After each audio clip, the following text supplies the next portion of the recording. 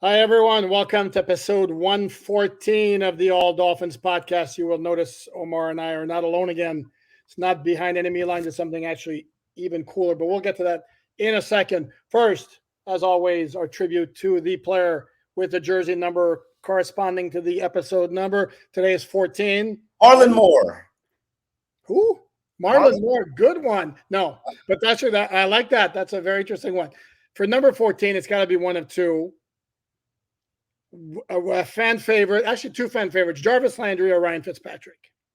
And I think I'm inclined to think that for reasons that may be obvious or not so obvious, there's a certain segment of Dolphin fans who may not be totally crazy about Ryan Fitzpatrick, even though he could not have been cooler. So yes. I will give the nod to Jarvis Landry, who was an absolute baller in terms of heart. I don't know that there were a ton of guys who have passed through the doors of the Dolphin facility who topped him in that category. I will share a very interesting story about Jarvis Landry. All these fans out there crying that Christian Wilkins deserves a new contract extension because he's only making $10.7 million and he isn't even a Pro Bowl player. Remember Jarvis Landry in his final seasons with the Dolphins, who was a Pro Bowl, one of the top slot receivers in the NFL. He was making $1.17 million. He was I believe the 98th highest paid wide receiver in the NFL, and was literally begging the Dolphins to make him an offer, give him an extension. Went up to Mike Tannenbaum in the month of December while he was playing with a broken back, begging Mike Tannenbaum to make him an offer. Let's get a deal done. And then when the Dolphins refused as an organization, even though Adam Gase said, hey, we're not trading Jarvis Landry. You remember those conversations? We're under no circumstance are we trading Jarvis Landry.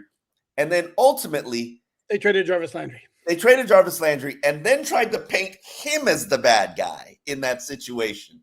And that's why I always tell fans and players, one, this is a business. It's not about team. It's not about friendships. It's not about loyalty to your city. This is a business. And as a business, these teams are ruthless and they conduct themselves in ruthless ways. Okay, here's one difference, though, because you're the one who brought up Christian Wilkins. There was a big difference. Christian Wilkins getting $10.7 million, which Jarvis Landry never got because he was a first-round pick and he's playing on the fifth-year option, which did not apply for Jarvis Landry because he was a second-round pick. So correct. We need to be fair about this. But your point is well taken. And the other issue was, I don't know exactly how much Jarvis wanted, but he wound up getting a really pretty ridiculous contract from the Browns for a possession receiver. I believe it was $14 million a year. And like I said, pretty ridiculous for possession receiver. Yeah, possession receiver, slot receiver, okay. I mean, but he did go on to be a Pro Bowl receiver a couple years after that. Now, obviously, his career, he's not in the league right now, but I think that has more to do with the fact that he probably doesn't view himself as a minimum salary player, and sometimes guys let their pride get in the way. And, hey, maybe he just doesn't want to play, or maybe he was battling back from an injury.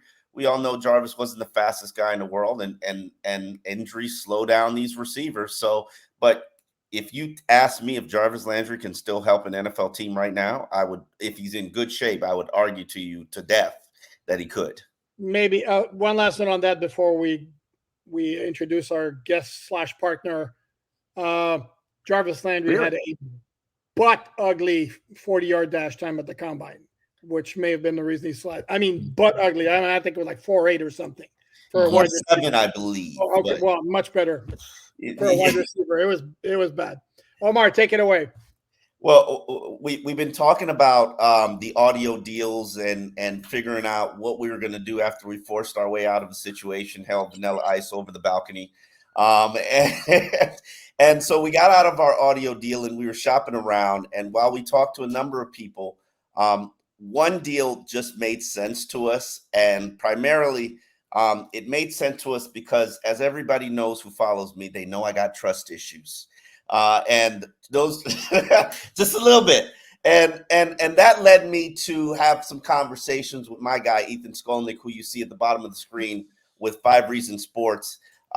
Ethan and I were colleagues for many, many years. When I got my first job as a intern reporter, sports reporter with the Palm Beach Post, Ethan was there. He was a guy that I looked up to, one of the guys that I absolutely loved and adored his writing style. And he has branched off and decided to leave the writing and newspaper business behind. You're still writing, right, Ethan? Yeah, you are still writing. Occasionally. It's the least profitable thing to do in this business, and now I care about that. So when I get 2 free hours, yes. Yes. That's what I should be doing. It's the only thing I was trained to do, frankly, but I end up doing all the other stuff now. Yeah, I mean, you were one of the individuals who learned different aspects of the business and learned radio and then took on podcasting, built your own channel. And just as somebody who is now in that space, I know how difficult all of that is. And that's why I have a great deal of admiration for what you built with Five Reasons Sports. And that's why we are announcing that All Dolphins Podcast is now officially joining Five Reasons Sports in a partnership. We will do some collaborations. We don't exactly know and haven't worked out all the details, but we worry about that down the line. So right now, Ethan is our Diddy, and we are Ethan is our Puffy, and we are the I was main. not agreeing to that. He's gonna say, take that all over our podcasts. Omar, no, Yeah. you got to leave room for the applause and the cheer. Yeah, no, yeah, that's exactly right. Before I'm hooked off the stage. No, Omar, I appreciate it. Yeah, as you said, we haven't worked out all the details, but you guys are going to be joining our podcast division. We're excited about that. We do have one Dolphins podcast already, and we think that both can coexist and actually help each other grow. That's 3 yards per carry, which has been under our umbrella now for, I guess, almost 4 years. Actually, that was the first podcast I added to the network after mine. So we think you guys bring a different perspective. You're there at camp every day, which we appreciate. So, we kind of have that reporter focus and then also a fan focus. And look, I'm an admirer of both of you guys' work. You guys know that. And we've worked along each other for a long time. What we're basically just trying to do is we think that for independent content creators, it's opening up in a big way right now, where you don't necessarily need the corporate overlord to be able to create content, and people don't need that to be able to find it. And so basically what we try to do at Five Reasons is we collaborate. We have a set of podcast division. We have a YouTube division, a playback division. We have a website. Occasionally I write for it. And so all of these things are, kind of put together, but it's, we have we have more actually than 50 content creators right now. And, we all kind of do our own things. I host the Five on the Floor, Heat NBA podcast. That's my primary content contribution these days. But, we'll do a lot of stuff together. And then obviously, like, social media is an easy way to find content these days, and I think we can collaborate there, also. And look, the time is right. We wanted to add to our Dolphins portfolio. We've kind of been a little bit more Heat-centric than Dolphin-centric overall in the network. And let's be honest, after about 25 years, the Dolphins have kind of turned into the Heat. They're the team that's going out and getting the Jalen Ramseys and the Tyreek Hills, and the Heat are not getting the Dame Lillards and the Bradley Beals. And so I'm not saying that it's totally shifted at this point. The Dolphins actually have to win their first playoff game since December 30th, 2000, and with Lamar Smith running for 209. We went there. But that's a technicality. Just get one, but the other team is bid to what is it? 6 finals and won 3 championships. But I do think that there is a shift here, so we want to capitalize on it. But has the Heat ever had a perfect season? So there. That would be a challenge, actually. They have not had a perfect postseason, though, although, you could say Ray Allen making the shot made up for that. But they have not. But, look, we know that at its heart, this is a football town. It's just that the basketball team has been more interesting for the last quarter century. And this team is interesting. We got all kinds of drama over here. Did you have a bully gate? Because we had a bully game. No, that's true, and I was there for a whole bunch of other things there at Dolphins camp. I was trying to take down the entire NFL. What are you talking about? I think successful might have been a better word than interesting, actually. Well, when you mentioned Fitzpatrick, I was thinking, well, Flores thinks he's still the quarterback, but When I look at my time covering the Dolphins, I covered the Wannstedt years. That's how old I am. Omar knows that. Actually, my first year covering, I was the backup covering on. Well, actually, I was the Palm Beach Post 1997 for Jimmy Johnson. So I was there for the year Jason Taylor got drafted. I was at that draft. So I covered that team the whole way. But when LeBron came in 2010, I was like, okay, I can cover that or I can cover this. And I went that direction. One bit of information Omar did not give you. Not only did we work together, but the formation of his Twitter account was actually done right in front of me. We had our 2009. We were trained on Twitter together. We were forced on Twitter together. Forced. And I think we both were like, what the hell is this? Why are we doing this thing? And since you passed me in followers, so shit happens. But I have two accounts. If you combine them, I have more. But I'm not like I'm keeping track or anything. Anyway. No, it doesn't sound like it. No. And by the way, Ethan, I'm a little hurt that you didn't mention that you also, I think when you were with the Palm Beach Post, you did some. I did. I know what you're going to say. For Dolphins Digest. I did. I turned in my weekly reports to Dolphins Digest. I also did the Pro Sports Exchange thing. I did anything I could do to make an extra $30. But yes, I will say Andy Cohen did pay on time. So I always appreciated that. That's because in this business, as you guys know, that does not always happen. So it's gonna be good. We're gonna have some fun with it. And like I said, there's a big runway here to be able to find content. And we're hoping at 5 Reasons that honestly, a lot more content comes under our umbrella as, the traditional outlets shrink their resources, which is something that's been going on over the past decade. Omar, don't you think that Chris, who does good work, needs to change the name of his podcast because it's not 3 yards per carry anymore. Dolphins right now, it's 5 yards per carry at least. All right. Well, that was in tribute to Daniel Thomas, I believe. Actually, I think, and then because I always give Alfredo a hard time about that. One of the hosts, the only one who lives here, he loved Kalen Ballage in the draft. I mean, we all have our guy, right? And I don't think if you doubled Kalen Ballage's yards per carry, you would get to 3 actually during his time with the Dolphins. But you're right, 3 yards per carry does not fit anymore. Now, again, when the rookie's playing, it's 12 yards per carry. So I'll suggest it to Chris and CK and Simon. Those are the hosts of 3 yards. And Simon typically is overseas. He's actually in America right now, which they should have thrown him a parade. And he'll be back in Germany covering for us on Sunday. So he's done that now and headed back to Germany, headed back to Europe. He's tight with Aaron Rodgers, so I think he planned this trip a long time ago to go cover that Jet game. I don't ask how he's tight. He's tight with Aaron Rodgers and Nick Saban. I don't understand it, but that's an interesting combo. Well, and he says bullocks a lot and things like that. Various British words I don't understand, but he came to that game, and so he had to sit through that Giants-Jets game, in which Aaron Rodgers did not play, as we know. So, So let's get into this team, this year's team. Me and Alan, we both talked about it. We've covered a lot of clunkers, a lot of bad Dolphins teams, a lot of dysfunction. Why? Give me one reason from your standpoint why this is different. Coach.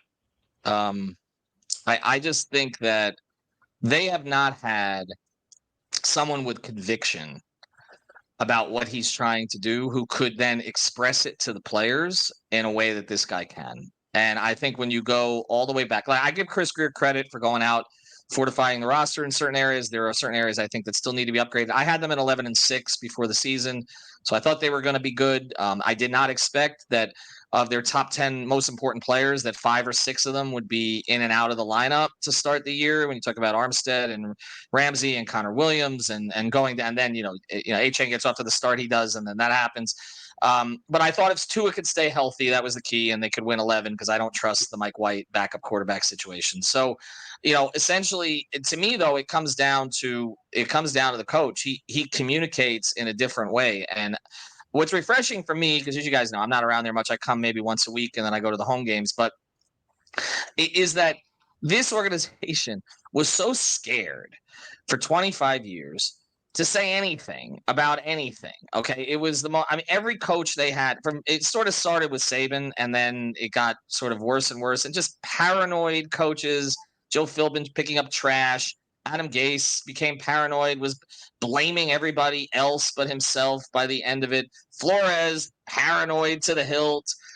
Just this guy is not like, he just is who he is. And I think that there's a relatability there. And I've made the comparison. He's different in personality because he's a lot more fun. But the friendship with him and Eric Spoelstra does not surprise me. I've covered Eric since he was in the video room when I was 23 and he was 26. I've known Eric a long time, and I've seen him grow into this role. And kind of at first, it always seemed like Eric was kind of trying to wear Pat Riley's suit, and then he became his own man under Pat. But there's an ability to make fun of themselves. Okay. To be self-deprecating. McDaniel's funnier about it, but Spo never blames individuals publicly. He will talk about the collective negatively, but he will personally praise. There's certain relatable things there that I think he and McDaniel share. But then beyond that, and this is why when I asked Spo about McDaniel, the first time was in the Bahamas last year for Heat training camp, and Spo's eyes lit up. Like he wanted to talk about him forever. He's like, man, that guy is brilliant. He's like, that was the best day. We brought our staff. We sat there for 2 hours. He says they kept asking us how we do things. I didn't care about how we do things. We were like, how do you do this? And I just think that connection, is because there's an innovation there with both of them. They look at the game differently. Like Spo, okay, you're not pace and space and all those kind of things that he introduced, and we're going to play positionless and all that. That was crazy shit at the time, frankly. Like that, Don Nelson had done some of that. But really a lot of the stuff that Spo did, the way he utilized LeBron as a 4, other things like that, totally out of the box. And that's McDaniel. Like Spo's gone to 2 games, and he told me he sat there just watching the pre-snap motion. Like, what the hell is it? Because as Mike said, when I asked him the question, he's like, when he went to the Heat games, he was, he's watching the ball, right? Which is not what he does when he's coaching football, but he watches the ball in basketball. And Spo said he was doing the same thing when he was watching, but still he's just like, then he's also watching Tyreek's running this way and Raheem's running this way. And so I think that there's a willingness to innovate, to not be scared of what you say, not be scared of what you do. And I think that's made a huge difference. And obviously the biggest difference is just the connection he's made with the quarterback, which if that didn't happen to his career, probably is over in 4 years. I think if McDaniel doesn't come with the way that was trending, sometimes quarterbacks, they get one shot, right? And then they get a shot as a backup somewhere else, and then that's it. I think that's probably where that would have headed if this guy didn't come in. So talent matters, no question about it. But I do think in this case, the coach has been transformative, and I think it's going to change the hires around the league. I don't know if the hard-ass coach is going to be in favor as much anymore. I think it's going to be a guy who kind of understands the analytics, the angles, the advantages, and how to relate to his players. And McDaniel is a master at all that. And I think he's a top 5 coach in the NFL already. But you mentioned something that I thought was very interesting about innovation. And that's the one thing that I do take a lot of see in a Mike McDaniel and really respect. There's innovations, there's new ideas, there's concepts that you're seeing just branch off and sprout out into the league, like their cheat motions. What do you think it takes for a coach? Because everybody always says, I want to be an innovator. Everybody wants to create the wildcat. What do you think it takes for a coach to just continue to push the envelope? I mean, I think it's kind of an I don't give a bleep mentality. And I think some of that with him, first, you need extreme intelligence, which obviously he has. But I think it's when you come from that background, you're not really supposed to be here. And I think that's something else he has in common with Spoelstra, who came out of the video room and basically is only here because Pat kept him around when Pat came, and Stan Van Gundy took an interest in him, and here we are. But I think with Mike, I mean, again, he's a ball boy. Like, I mean, it's a different perspective. Like, so I think there are coaches who always thought they were going to be coaches, and they always thought that they could be eventually coaches at the highest level, and they viewed themselves that way. And so then innovation is difficult because if you fail, then, it's like, oh, you're worried, am I going to lose my job? I don't know if Mike McDaniel's concerned about losing his job. I really don't. So I think that changes things. I think you need sort of the window to be able to innovate, just in terms of what your perspective is and where you came from. And I think he has that. Now, look, when the games get more challenging, we saw this in Buffalo last year. okay, in the playoffs. And look, he went in with the third string, 7th round quarterback. But, there were mistakes made, okay, in key points of that game, okay, in terms of clock management, timeout management, other things like that. When the stakes are raised, Andy Reid has been there and done all that. And Andy Reid, the big criticism of Andy Reid in Philadelphia was he was failed for not a a good while. game manager. Right. And so we can talk about like that Mahomes, has made that easier to a certain degree, and certainly he has. But obviously, Andy's won a lot of big games when he's had to manage the clock now, or had someone help him manage the clock, was Bieniemy, et cetera, and he's done it. So now let's see what McDaniel goes when the expectations are higher and the stakes are raised. Because if he's playing against, if they're going against Baltimore in a game in January, Jim Harbaugh has been in all of those moments. He's seen everything. Doesn't mean he's perfect, but he's won a Super Bowl and he's won a lot of big games. He's won games he shouldn't have won. So let's see what it looks like against, a coach like that in a moment that matters. And I think that's the next test for him. But we won't really know until he's there. All he can do is get as aligned as possible with his quarterback, getting the plays in quicker like he has this season, which is something Tua has talked about.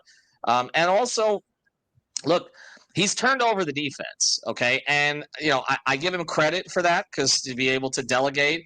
But in some ways, he'll be judged by how that defense plays. And if the defense doesn't play well, some of it will come on Fangio and some of it will come on, was McDaniel not paying enough attention to this side of the ball? And so that's something else to watch going forward. You don't care. All right, no, sorry, I disagree. I have to jump in. I've been a good boy. I've been like not jumping in at all, but in this case, I'm going to jump in. Like last year, McDaniel deferred to Josh Boyer to run the defense because of the success they had the previous year. Okay, Boyer, you handle the defense. I'm going to take care of the offense. I think it's the same way this year. And one thing I want to add. Sorry. If not more entitled. Correct. Oh, absolutely. And one more thing I want to add about McDaniel that personally I absolutely love. The willingness to take gambles where a lot of coaches play the percentages what the card says. Like they went for 3 times on 4th down against the Patriots on Sunday. They were 3 for 3. And then you see there were a lot of those situations where you'd see coaches, play the field position game. It's like, and that to me makes a difference. And the part of it is, I think he understands what he has, which is a dynamic offense that more often than that's going to succeed. So why give away possessions? It boggles the mind why more coaches don't do that. Now, when we talk about the dynamic offense, they've been coming back to the pack a little bit more lately because primarily, in my opinion, you can't have 3 backups on the left side of your offensive line and not deal with some loss there. And I think it speeds up Tua's clock a little bit, changes how you're able to run. But that's me. Do you think that offensively, especially now they're facing one of the top 4 defenses in the Kansas City Chiefs, that they will be coming back to the pack a little bit more? Or has that 70 points they scored against Denver skewed their averages? Well, I mean, they had to come back to the pack somewhat. I mean, the only team that hasn't ever is the greatest show on turf, and that team didn't play anybody the entire season except Tennessee in one game. And so the averages were going to get skewed by that one game. I think what's interesting is that the Broncos have actually played reasonably well since that game, particularly defensively, which it was a dumpster fire against Miami. So actually it makes Miami's performance look even more impressive, I guess, because we just thought the Broncos were horrible. They're not good, but like they're not as bad as we thought.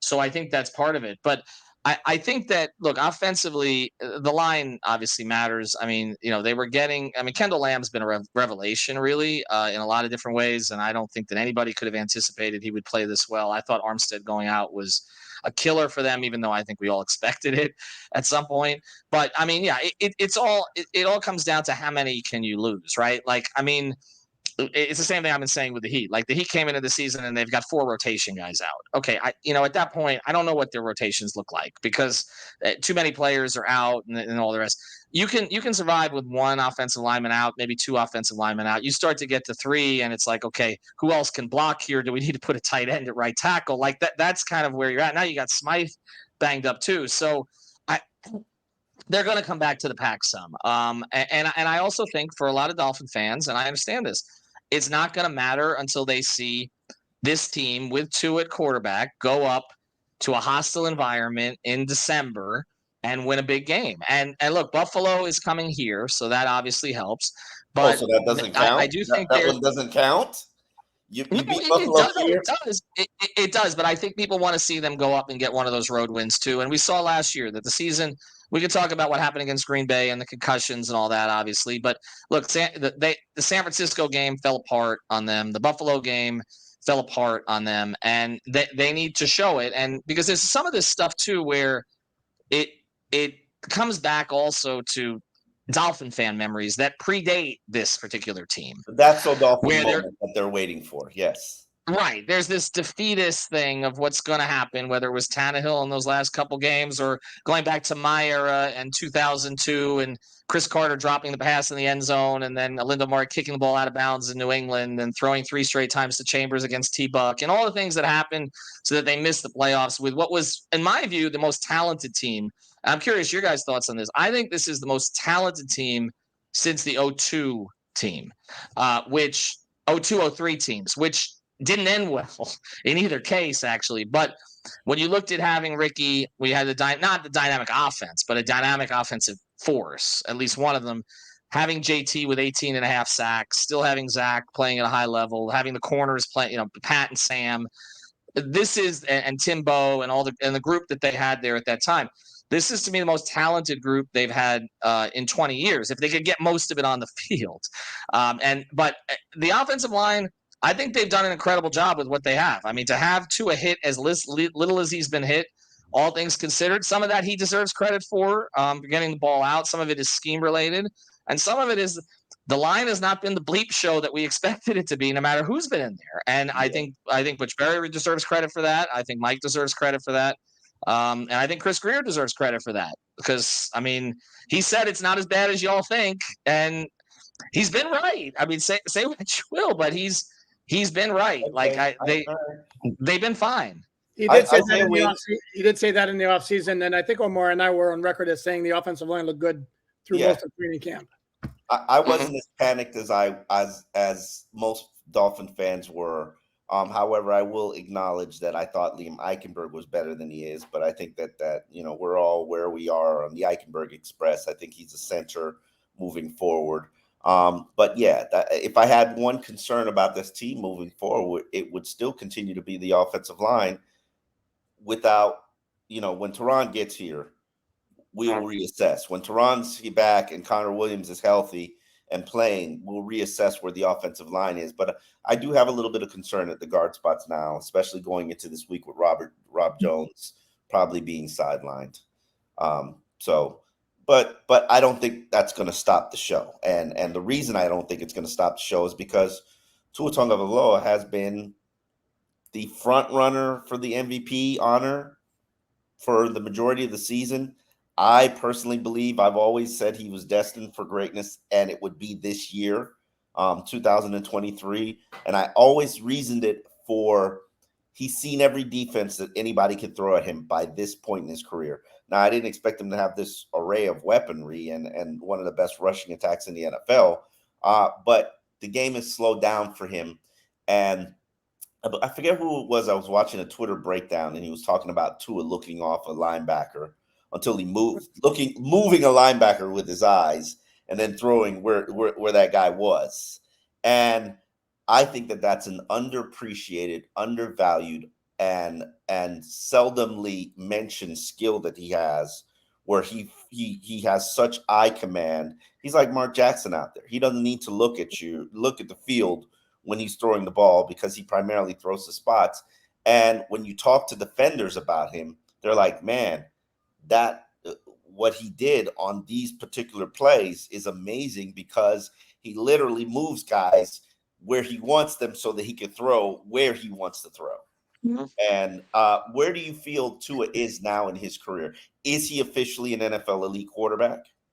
Yes, I do think so. Although I'll add the caveat that we'll make a better decision in December and January. But I feel like for right now, where he's at, You Oh, you look, gotta tip the cap on that, huh? Yo. Okay. well, no, I mean, I know how he feels, and I think he's right. I mean, I think look, that's where it matters ultimately. Like that's where it matters. Like you put yourself in a position for it to matter, but that's where it matters. But what I give him credit for is he has mastered what they've put in front of him. Again, I give McDaniel a ton of credit for this too, but they've created an offense that fits his skill set. And I'm not going to take points away from him because he's got elite receivers, because great quarterbacks have typically had great receivers, at least one. Okay, now there are some quarterbacks in their prime who could make anybody look pretty decent.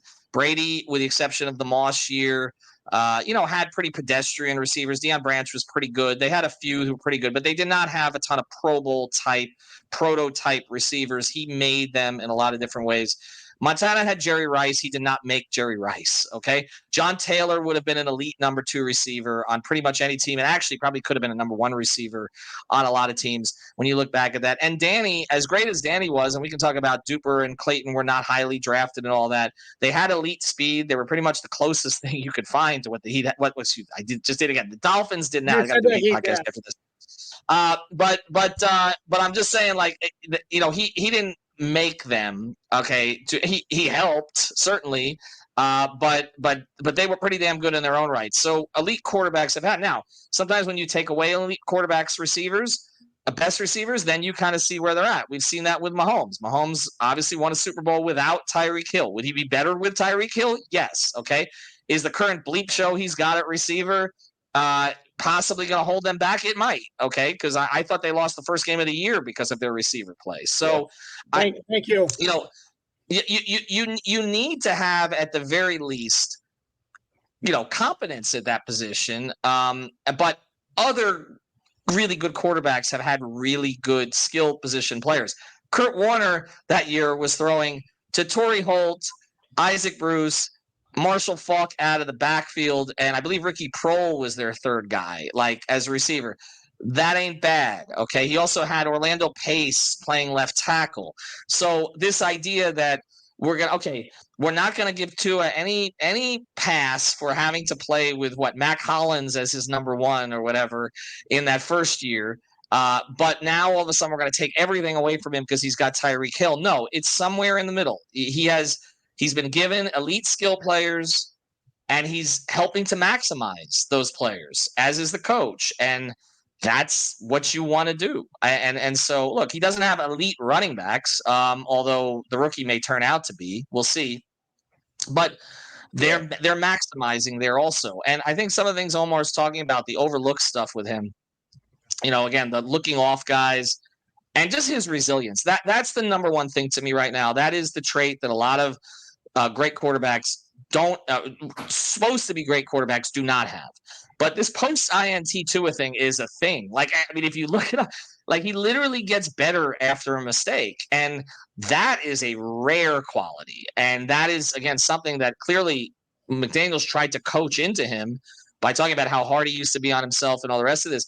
That's an elite quality, like to be able to come back. Because, look, even Brady has made a lot of mistakes. But nobody remembers, nobody remembers the way he played in the first half against Atlanta when they were falling behind 28-3, where he was missing receivers all over the place.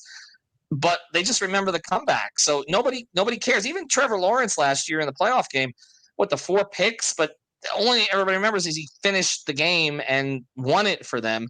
Tua has that quality, and I think that's the most encouraging thing here. And is also proven resilient, with a coach who was directly undermining him while he was with him. So I give him credit for that. Do that? Yeah. So what? He wasn't undermining him. He didn't believe in him, and that's he another was shopping for other quarterbacks. That's not as was the franchise. And Ethan, his thing also. It's like not bringing roses to your wife, Omar, because there's somebody at work that you kind of have an eye on. That's kind of what Brian Flores was doing. Okay. All right. What I was going to say is, Ethan. Not that I should speak on this. I'm divorced. I'm just saying, it is what it is. Let me try again. What I'm keep trying to say is that another part of McDaniel's genius is that he's instilling into Tua. If you make a mistake, it's not a big deal.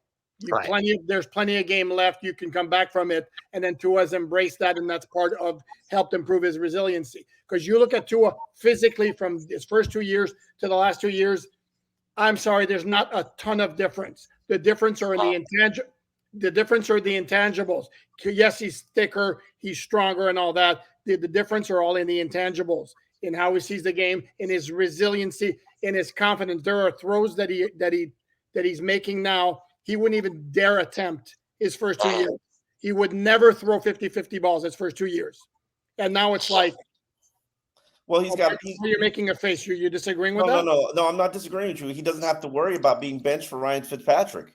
That's all part of it. Feeling like this team doesn't belong to you. You stole the team from our guy. Yeah, there's a lot of dynamics there. Omar, hold on. Let's have to be fair about this and be accurate. He got benched against Denver as a rookie because the offensive line was, and Ethan, you may have heard this as a favorite Omar saying, was booty cheeks and beyond, and they couldn't protect. And Tua was a rookie making like his third or fourth start and wasn't necessarily equipped to deal with having pressure in every single play. And Flores at that time figured Fitzpatrick, who's seen this before, is going to be better handled to do it. And then the game against Vegas where he got benched is because he completed 20 passes in the first half for like 70 yards. I mean, it was everything was dink and dunk, and they needed to throw downfield a little bit. Still got replaced. No, but it wasn't because of mistakes. Okay, when circumstances. When Flores needed to juice up the offense, he knew exactly where to go, and he went to Ryan Fitzpatrick. But it wasn't because Tua was making mistakes. Is the point I'm trying to make. Whether you got pulled because of the circumstances or because he just liked the other guy, it doesn't matter. You got pulled, and that fear filled the back of his mind. And obviously, it was just a bad relationship, and we know Brian Flores primarily got fired because of his poor people skills, and one of the people he was poor to was Tua Tagovailoa. So, let's water it under the bridge. However, I'm not, and for people who don't realize this, I am not even a Brian Flores fan, but I hate this perception that he was a bad coach, and he was not a bad coach here. He led. No, I don't think he was a bad coach either. I think he was a bad coach for Tua. Yeah, bad coach for Tua, and he didn't want to tank, didn't want to do what he was told. Well, that too, yeah. Great X's and O's defensive coach. Great X's and O's defensive coach. Yeah, obviously he's going to have challenges getting a second chance and challenges building staff because of his lackluster people skills. But I don't like this whole every coach that leaves here is a horrible coach, and that's not the reality of the situation. Stan Van Gundy, when he left the Heat, was not a horrible coach. It was just the circumstances. He wasn't meant to coach that particular team. Now, because Shaq didn't listen to anything he said. That's basically what happened. And, right. I mean, if we're gonna go back into that history, I mean that kind of stuff. Yeah, it does happen. Somebody like Shaquille O'Neal does not respect you. And Pat Riley is sitting in his office doing nothing. Oh, well, why don't we just have that guy coach us? That's kind of how that went down. But yes, I think Flores is going to get another job. By the way, I do. I think we've seen guys. I understand the ownership issue. I understand it, and I understand fighting the system. There's been guys who've gotten jobs that I never thought would get jobs. I think he's got a better chance to get jobs than some of them have. So I don't know about that unless the Minnesota Vikings all of a sudden becomes a top 5 defense. One, I think defensive coordinators are not in vogue anymore. Two, he's already proven he's insubordinate to ownership and doesn't know how to fall in line. 3, he's trying to challenge the entire NFL system, which is a racist system, and basically shining a spotlight on where they hide all the bodies and the dead roaches, and the rats and roaches. But he got the job he got. And so, which again, some people didn't think he was going to get that job. See, I think how it may happen is head coach gets fired and he gets appointed as an interim and then takes over a team. And then we kind of see what's happened with Todd Bowles, where you kind of get, and Bowles was different circumstances, obviously, but I'm just saying very different circumstances. Skills, I mean. No, I know, but I'm just saying sometimes you're in a position to be an interim coach because you're the guy who's there. I mean, look, the Colts hired Jeff Saturday last year. They're a big stranger coaching hire. Okay. Well, but Ethan, here's the other point, though, because you made the point of Mike McDaniel being the new wave type of coach because of how well he relates to players. Well, Brian Flores is kind of the antithesis of that. They are the opposite. polar opposites. Yes. And while the players liked and respected Brian Flores, except for Tua, who probably still hasn't said Brian Flores' name, I think this era of players, and I'm curious to hear what your take is on the NBA, because I've watched an era of players where you can't criticize this generation of athletes. You can't criticize this generation of players, and they're so entitled. I mean, right now we're living in a culture where everybody. This we're on the second wave of the everybody gets a trophy crowd. So now, can you coach players hard in professional sports anymore? Can you be critical? I think the NBA is an interesting situation because I think a lot of it is tied to the player movement and the player empowerment movement. And then, today we wake up as we're recording this and, the James Harden masterclass in getting himself out of a situation, which Dame Lillard did not accomplish this, which was much to the Heat's chagrin. But somehow James Harden's not done this in 4 different places where he's ended up going exactly where it is he wanted to go. Now traded to the Clippers, and he's not even good anymore in my view, and he's unwatchable. And yet he still got to the place that he wanted to go to. So, there's a really good piece written by my former colleague and my friend Howard Beck about the NBA and player empowerment and how the Dame thing kind of shows that it's swinging back, that an agent just can't ask to go where they want to go. I think it ties into the whole coaching thing. I think it's hard to coach someone hard in the NBA because of the guaranteed contracts and the sort of LeBron player empowerment movement, where if you coach a guy too hard, he's just not going to want to play for you and he'll ask his way out to somewhere else. And then, in the NBA, like you need to get two or three of those guys, right? Like you keep searching until you get 2 or 3 of those guys and they make your whole team. Well, if those guys don't want to play for the coach and they end up asking out, then you're screwed. Okay.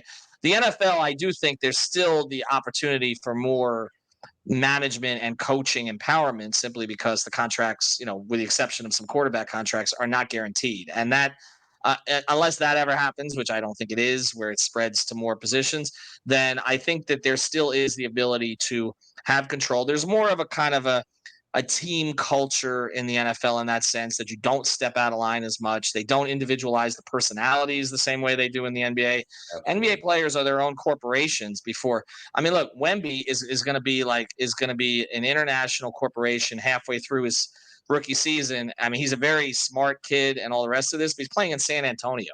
And yet still he's going to end up being, it's going to be, Wemby Inc. here pretty soon. And that's the way it is in the NBA. And LeBron, Jordan started it to some degree, Magic and Bird before him, I guess, but it was really Jordan. But then LeBron took it to a new level because it's just like, we're going to do what we want. And I don't think that that's going to really turn back in the NBA. In the NFL, I think it can to a certain degree. I think there are some players who want to be coached hard. I mean, I go back to the NBA example. Jimmy Butler wants to be coached hard. Like there are certain players, they want that kind of culture.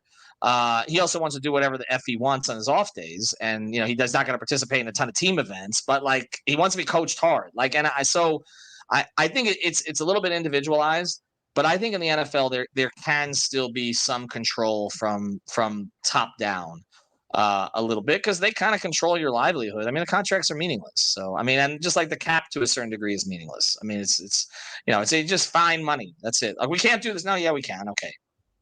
And that's just how that works. So, yeah. Well, we will continue to dive into more of the comparisons between the NFL and NBA with our partner here, Ethan Skolnick with 5 Reasons Sports. Once again, All Dolphins podcast is joining the 5 Reasons Sports team. So you will find more collaborations with us and with 5 Reasons. Parting words, Poop, Ethan? You want to go first? Alan? No, I was just going to say thank you for pointing out how boring James Harden is to watch. I don't watch a ton of basketball, but every time he's on it, I have to watch him dribble for 17, 18 seconds before chucking a 3-pointer while trying to draw a foul. I know. Trust me, I'm so glad I don't have to. I mean, the Heat need an injection of life right now, but like I did not want that to happen. I could not watch that. One of the most overrated stars in NBA history, actually, if you look at his performances in the playoffs. More than 25% of the time, he shot 25% or worse in a playoff game. Dwayne did that like only 9 times, and he played in 3 times as many. It's not even close. So, yes, I'm very glad about that. My only parting word is this: I'm happy to have you guys. I won't force you to talk NBA a whole bunch. I promise. We actually are trying to talk more football on the network. Showtime Lakers. I'll talk Showtime Lakers as much as you want. Yeah, no, exactly. No, I missed the show that was on HBO or on Max. But we're just happy to have you guys, and like I said, happy to have a perspective from camp. And maybe I won't get the side eye from. Well, I'm not going to say anything when I'm there anymore, since we're actually affiliated with you guys. What is this blog? What were you gonna say? No, don't say it. I'll just leave it there. I'm just happy to come out and cover the team whenever I can. Be a good boy, Ethan. There you go. That's all you got to do. Be a good boy. All right. Okay. Well, we appreciate you guys for tuning in. We will have an episode later today breaking down what's happening in Germany for your Miami Dolphins as they prepare for the Kansas City Chiefs. On that note, we are out. Visit alldolphins.com for the latest news, analysis, and columns, and it's all free. You can find Omar Kelly and Alan Poupard on the All Dolphins podcast discussing South Florida's NFL team on YouTube and anywhere you find your audio podcasts. Make sure you subscribe, like, and share so you stay in the know.